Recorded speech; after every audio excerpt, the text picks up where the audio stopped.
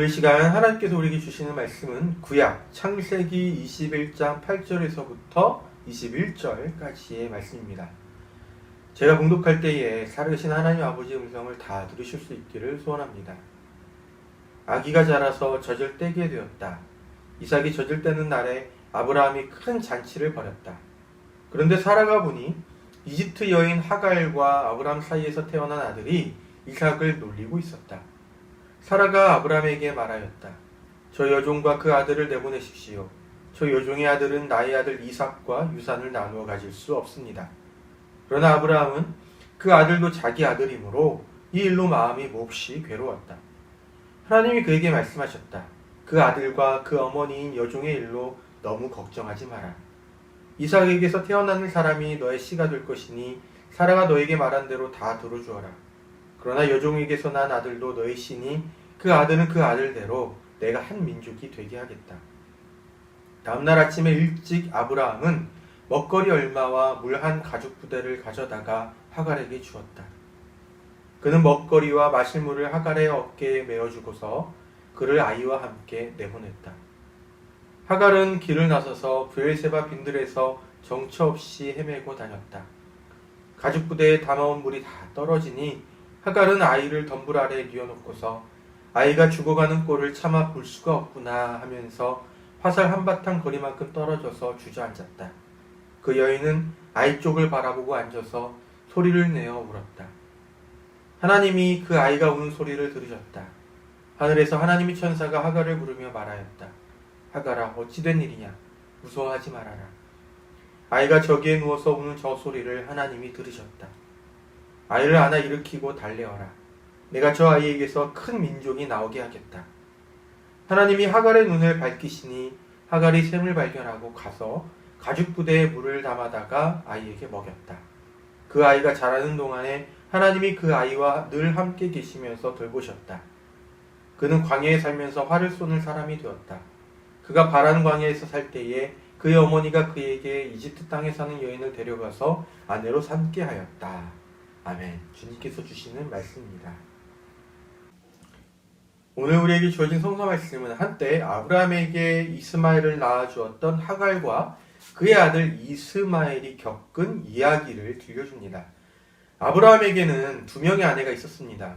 훗날 이삭을 낳은 사레가 정실 부인이었고 먼저 이스마엘을 낳았던 하갈이 첩이라고 말할 수가 있습니다. 물론 아브라함이나 사레나 하갈을 첩으로도 인정하지는 않았지만 말입니다. 하갈이 아브라함에게 이스마엘을 낳아줬어도 하갈은 그들에게 여전히 종일 따름이었습니다.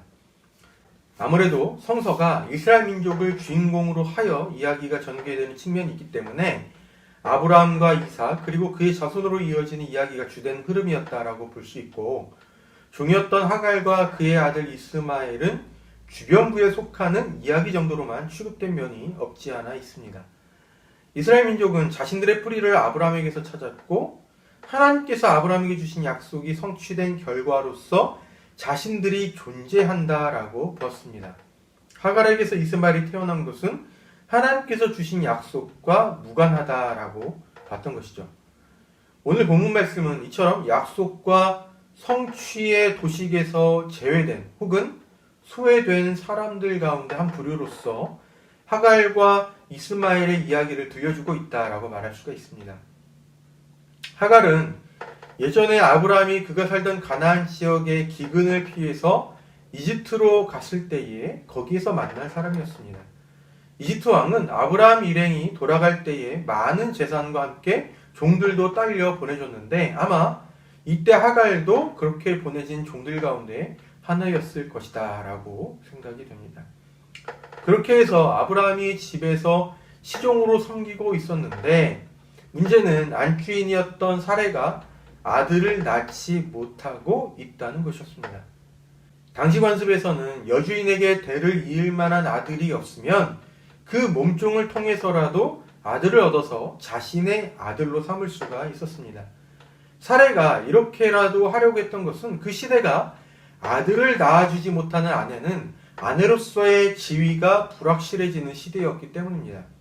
이런 측면에서 보면 몸종 하갈을 통해서라도 아들을 얻으려고 했던 이 사레의 행동은 그 나름대로 그가 살아남기 위해서 취했던 행동이다라고 이해할 수가 있죠.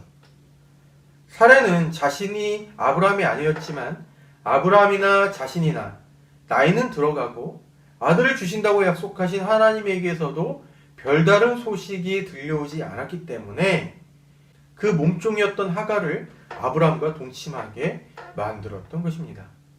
언제까지 아들을 주시겠다고 하는 하나님의 약속을 마냥 기다릴 수는 없겠다라는 판단이 들어서였을지도 모릅니다. 그리고 그 결과 하갈이 임신하게 되죠. 그런데 사례가 임신한 하갈 때문에 스트레스를 많이 받았나 봅니다. 성서에 기록한 사례의 표현대로라면 임신한 하갈이 자기의 임신 소식을 알고서 여주인이었던 사례를 멸시하였다라고 하지만 실제로 종의 신분이었던 하갈이 여주인에게 그렇게까지 했을지 아닌지 그 내막을 알기는 어렵습니다.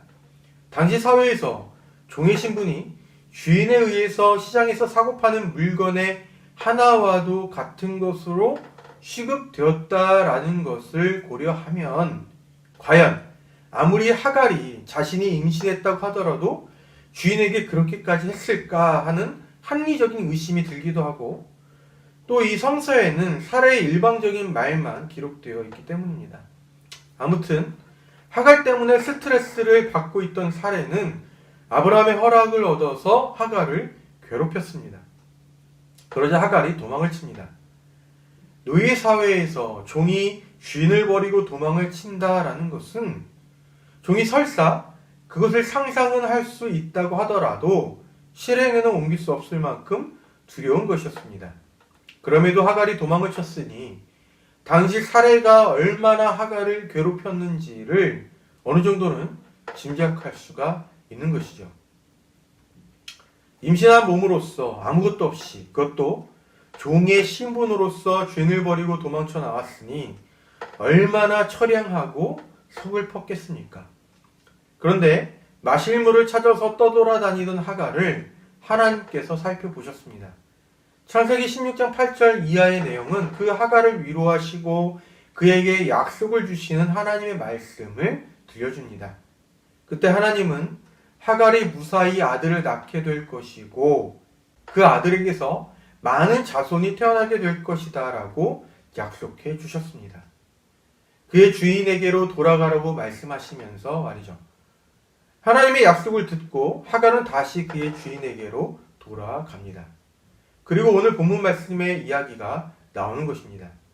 창세기 16장에서는 하갈이 그 여주인인 사례의 학대를 피해서 스스로 도망쳐 나왔다면 여기 21장에서는 아브라함과 사라에게서 쫓겨납니다. 사건의 전말은 이렇습니다. 주인의 집으로 돌아온 하갈은 예정대로 아들 이스마엘을 낳습니다. 만일 여주인이었던 사레에게서 계속해서 아들이 태어나지 않았더라면 하갈에게서 나온 이스마엘이 아브라함의 대를 잇게 될 것이었습니다. 그런데 마침내 사라에게서 아들이 태어났습니다. 그가 바로 이삭이죠. 오늘 사라는 그의 아들 이삭이 이스마엘과 함께 노는 것을 보고는 남편 아브라함에게 하갈과 이스마엘을 내쫓으라고 요청했습니다. 재산 상속의 문제 때문이었습니다. 하갈의 아들 이스마엘이 자신의 아들 이삭과 함께 잘 어울리게 되면 훗날 유산을 받을 때에 아무래도 첫째인 이스마엘 때문에 둘째인 자기 아들 이삭에게 돌아갈 유산의 몫이 적어질 것이라고 생각했을 것입니다. 하지만 제 아무리 아내의 요청이라고 하더라도 자신의 첫째 아들인 이스마엘을 쫓아내는 것이 아브라함에게도 부담스러웠던 것 같습니다. 그는 매우 괴로워했습니다. 만일 끝끝내 사라에게서 아들이 태어나지 않았더라면 사라의 이러한 요청은 무시되었을 가능성이 높았을 것입니다. 아브라함의 편에서는 그렇게 했다가는 자신의 후사가 없어지는 것이기 때문이죠. 하지만 이제는 상황이 달라졌습니다. 이스마엘을 쫓아낸다고 하더라도 그의 후사를 이을 아들이 있기 때문입니다. 그래서 결국에는 사라의 요청대로 하갈과 이스마엘이 쫓겨납니다. 자기의 신분이 노예였기 때문에 이집트 왕의 마음대로 아브라함이라는 사람의 집으로 보내지고, 그렇게 보내진 집안에서 여종 노릇을 하다가 자기 의사와 상관없이 여주인의 뜻대로 주인의 아들을 임신하고, 그것 때문에 여주인으로부터 당한 괴로움이 너무 심해서 허겁지겁 도망쳐 나온 적도 있었고, 이제는 유사상속 문제 때문에 자신과 아들이 함께 쫓겨나게 되니 하갈의 이러한 인생이 가엾기가 그지없습니다. 아브라함은 하갈과 그의 아들 이스마엘에게 먹거리 얼마와 물 한 가죽 부대만을 준 채 집에서 내보냈습니다. 주인에게서 쫓겨난 하갈과 그의 아들의 모습을 성서가 묘사하는 것을 보면 더욱 불쌍하게 느껴집니다. 하갈은 길을 나서서 브엘세바 빈들에서 정처 없이 헤매고 다녔다. 어린 아이를 안고서 어디로 가야 할지를 알지 못한 채 떠돌아다니는 어미의 상황을 머릿속에 그려보면 그들의 그러한 모습이 딱하기가 이를 데 없죠. 그런데 성서는 여기에서부터 국면 전환이 시작되고 있음을 알려줍니다. 물 한 방울마저도 다 떨어지고 이제는 그들 모자에게는 죽는 것 외에는 남지 않았다고 생각했을 그때, 자기 아들이 죽는 것을 차마 어미의 눈으로 볼 수가 없어서 멀찌감치 아이를 눕혀두고 아이 쪽을 바라보면서 엉엉 울고 있던 그때, 하갈의 그 우는 소리를, 또 그의 아들 이스마엘이 우는 소리를 하나님께서 들으셨습니다. 그리고 천사를 보내어 하갈에게 이렇게 말씀하셨어요. 하갈아, 어찌 된 일이냐? 무서워하지 마라. 아이가 저기서 누워서 우는 저 소리를 하나님이 들으셨다. 아이를 안아 일으키고 달래어라. 내가 저 아이에게서 큰 민족이 나오게 하겠다. 그때 천사가 하갈을 찾아와서 들려준 말의 골자는 이것이었습니다. 하나님이 들으셨다. 사실 하나님이 들으셨다라는 이 말은 그가 여주인인 사례의 학대를 피해서 도망쳐 나왔을 때에 하나님께서 그를 위로하시면서 하셨던 말씀이기도 합니다.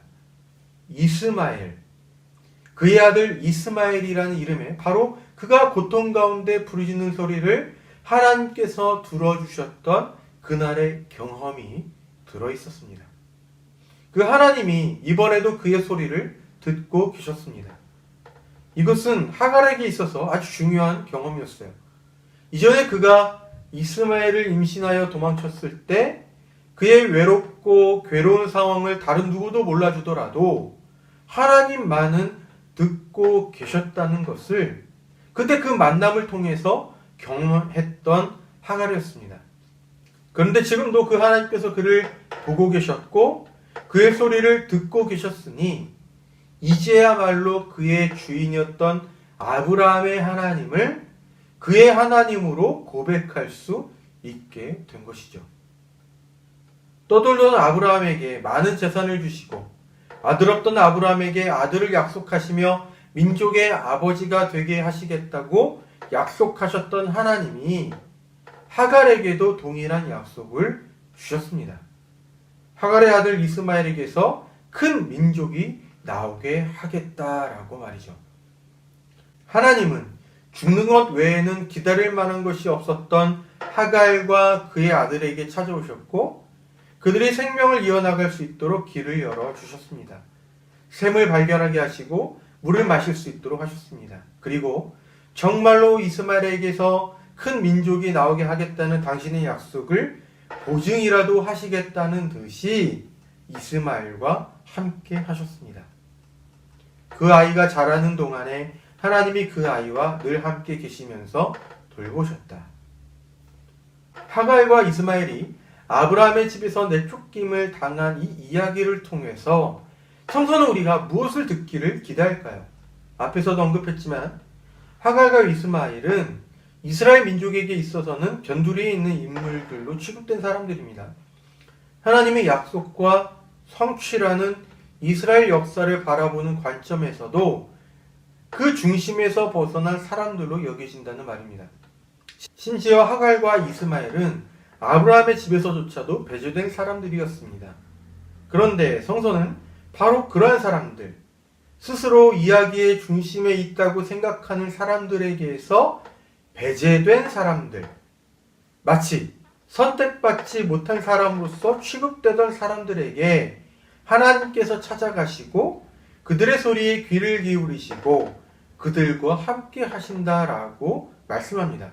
그러니까 오늘 본문 말씀은 우리에게 두 가지 측면에서 울림을 준다라고 말할 수가 있습니다. 먼저는 인간이 가진 문화나 관습, 종교적인 신념 같은 것들은 때때로 인간과 인간 사이에 선을 긋고 차별을 정당화하는 데에 사용된다라는 것입니다. 아브라함이나 사라나 하갈이나 다 그 시대의 관습이나 문화의 영향 아래에서 살던 사람들입니다. 그들은 노예제도가 인정되는 시대에 살고 있었고 시집온 아내가 아들을 낳지 못하면 그 주위가 위태로워지는 시대에 살고 있었을 뿐만 아니라 여종이 주인의 아들을 대신 낳아줘도 문제가 되지 않는 시대에 살고 있었습니다. 그 사람들이 그 시대에 살고 있었기 때문에 그리고 그 시대의 문화에 순응하고 있었기 때문에 그들이 했던 행동은 적어도 그 시대의 문화나 관습에 비춰볼 때에는 문제가 없다라고 말할 수도 있겠다 싶지만 결국 그것이 하갈과 이스마엘을 괴롭히고 내쫓고 그들을 차별하는 것으로 작용했다라는 것도 무시할 수는 없습니다. 그렇기 때문에 오늘의 우리도 우리 시대의 문화나 관습, 종교적인 신념을 비판적으로 또 성찰적으로 봐야 하는 것이죠. 문화나 관습, 종교적인 신념 같은 것들을 우리가 깨어서 비판적으로 바라보지 않는다면 그것은 우리가 알게 모르게 우리에게서 배제와 차별을 낳는 것으로 얼마든지 작용할 수 있다는 것을 경계할 필요가 있다 싶습니다. 오늘 본문 말씀이 울림을 주는 두 번째 것은 하나님께 있어서는 배제되는 사람이 없다라는 것입니다. 하나님께서 아브라함에게 주신 약속은 하갈에게서 난 이스마엘과는 상관이 없고 사라에게서 난 이삭과 관련이 있다. 아브라함이나 사라나 그들의 후손인 이스라엘 민족이나 그들의 종교적인 신념으로 그렇게 생각할 수는 있습니다. 그런데 그러한 신념이 결국에는 하갈과 이스마엘을 위태롭게 만드는 데에 작용했다라는 것을 부인할 수가 없죠. 인간은 어떤 식으로든 자신과 타인 사이에 선을 긋고 배제와 차별을 정당화시킬 수 있지만 오늘 본문 말씀이 알려주는 것은 하나님께는 그러한 배제와 차별이 없다라는 것입니다. 하나님은 어린 아들을 품에 안고서 약간의 먹을 것과 물 한 부대 정도 가지고 광야로 내쫓긴 이 가엾은 하갈의 처지를 살펴보셨습니다. 그대의 울음소리에 귀를 기울이셨고요. 아브라함에게 주셨던 민족 번성의 약속을 하갈에게도 주셨습니다. 아브라함이 민족 번성의 약속을 받았다고 해서 그가 선택을 받았다고 한다면 하갈도 그런 약속을 받았으니 그가 선택을 받은 것이라고 얼마든지 말할 수가 있는 것입니다. 그러니 이런 식으로 하나님께 누가 선택을 받았느니 못 받았느니 하는 것은 아무런 의미가 없지요. 왜냐하면 하나님의 선택이라는 것이 그것을 받는 쪽이 뭔가를 잘해서 어딘가 예쁜 구석이 있어서 그런 것이 아니기 때문입니다. 다만 여기에서 우리가 말할 수 있는 것은 하나님은 모든 사람을 품 안에 품기를 원하신다는 것입니다. 그분의 긍휼은 이스라엘 민족이기 때문에 그들에게만 베풀어져야 하는 것도 아니고 그분의 긍휼이 필요한 모든 사람에게로 베풀어지는 것입니다. 경계를 뛰어넘는 사랑, 인간이 만들어 놓은 그 어떤 문화나 관습, 종교적인 신념을 뛰어넘는 사랑, 선을 넘는 사랑, 파괴적인 사랑이 하나님의 사랑이라는 말인 것입니다. 우리는 예수께서 십자가에 매달려 죽기까지 이루신 그 사랑을 가르쳐서 이렇게 말합니다. 모든 사람을 위한 사랑이라고 말이죠. 그러면 적어도 우리가 이렇게 알고 고백하는 이상 우리의 삶에서도 그것이 드러나야 하는 것이 바른 것이라고 말할 수가 있는 것입니다. 최소한 우리가 배제와 차별을 조장하는 일에 우리의 문화나 종교적인 신념을 가지고 앞장을 선다거나 거기에 동조하는 일은 하지 않아야 하는 것이라고 저는 생각합니다. 이제 말씀을 맺겠습니다. 아브라함과 사라는 그 시대의 문화와 관습 안에서 살았습니다. 하지만 그들도 그 시대가 만들어 놓은 틀 안에서 문제점을 극복하지 못했습니다. 오히려 그들은 그 틀 안에서 행하였습니다. 하갈과 이스마엘은 그로 인해 쫓겨났습니다. 우리도 우리 안에 우리의 문화나 관습, 종교적인 신념 속에 배제와 차별을 만들어낸 것이 있는지 면밀히 성찰해 볼 일입니다. 하지만 하나님에게 배제된 사람은 누구도 없습니다. 하나님은 하갈과 이스마엘의 우는 소리를 들으셨고 그들을 보살피셨으며 그들과 함께 하셨습니다. 예수께서는 모든 사람을 위해 십자가에서의 희생을 이루셨습니다. 이것이 우리에게 방향을 이뤄줍니다. 모든 사람을 향해 열린 사람이 되는 것입니다. 박애를 이루는 것입니다. 거기에는 종교적인 신념까지도 방해될 수 없음을 우리가 기억해야 할 것입니다. 타자를 향해 열린 사람으로서 사랑할 줄 아는 사람이 되기까지 하나님의 은총이 우리는 교회 모든 교우에게 있기를 빕니다. 기도하겠습니다. 하나님 아버지, 저희가 모든 사람을 향해 열려있도록 도와주십시오. 관습이나 종교적인 신념이 다른 사람을 배제하고 차별하는 도구가 되지 않도록 깨어있게 해주십시오. 이 시대 저희 주변에 있는 약자가 누구인지를 분별하게 하시고 긍휼이 필요한 곳에 주님의 긍휼하심을 흘려보낼 수 있는 저희가 되도록 인도하여 주십시오. 언제나 어디에서나 성령님을 통하여 저희 곁에 또 저희 안에 계시며 저희와 함께 하시는 예수님의 이름으로 기도드립니다. 아멘.